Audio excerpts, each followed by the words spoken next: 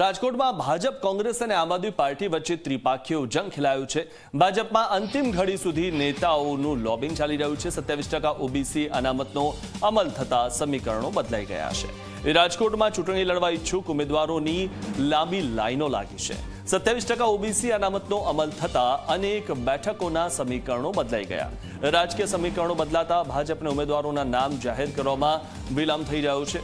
Ward number 2 માં પહેલી બેઠક પછાત અને ત્રીજી બેઠક અનુસૂચિત જાતિ માટે જાહેર કરવામાં આવી છે। તો 27% ઓબીસી અનામતનો અમલ થતા જ આ સમીકરણો બદલાયા છે। વોર્ડ નંબર 2 માં પહેલી બેઠક પછાત વર્ગ માટે જાહેર કરવામાં આવી છે। ત્યારે રાજકોટમાં આમ આદમી પાર્ટી ભાજપ અને કોંગ્રેસ વચ્ચે જંગ જામ્યો છે। આ વિશે વધુ માહિતી મેળવી અમારા સંવાદદાતા ગૌરવ દવે પાસેથી। ગૌરવ, જે રીતે હાલમાં રાજકોટમાં જે સ્થિતિ છે અને રાજકીય સમીકરણો બદલાયેલા જોવા મળી રહ્યા છે, ભાજપના ઉમેદવારોના નામ જાહેર કરવામાં પણ વિલંબ થઈ રહ્યો છે, શું વધુ માહિતી?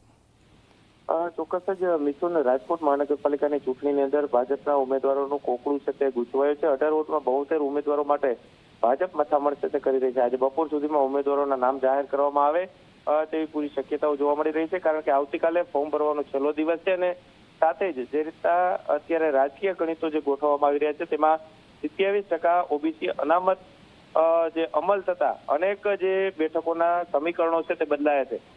જૂના જોગીઓ છે કે તેમના વોર્ડ અદલા બદલી કરી અને તોડજોડ કરવા મજબૂર છે તે બન્યા છે। ભાજપમાં ખાસ કરીને જેટલા માથા છે તેટલા દાવેદારો છે તેવી સ્થિતિ છે તે સર્જાય છે। આખી રાત ભારે ખેંચતાણ છે તે સર્જાય છે। તેમાં જે કદાવર જે નેતાઓ છે તેના ભાઈ ભત્રીજા સંતાનો અને મામકાઓ એટલે કે લાગતા વળગતાઓને લોબિંગ છે તે કરવામાં આવ્યું છે। 3 દિવસ સુધી ભાજપના જે નેતાઓ છે તેમના ગાંધીનગરની અંદર ટિકિટ માટે ધામા છે તે પડ્યા હતા અને આજે ઉમેદવારોના નામ જાહેર થાય તેની રાહ છે તે મોટાભાગના જે નેતાઓ છે તે અત્યારે રાહ જોતા જોવા મળી રહ્યા છે। જી જી જી જી આભાર ગૌરવ, માહિતી આપવા બદલ।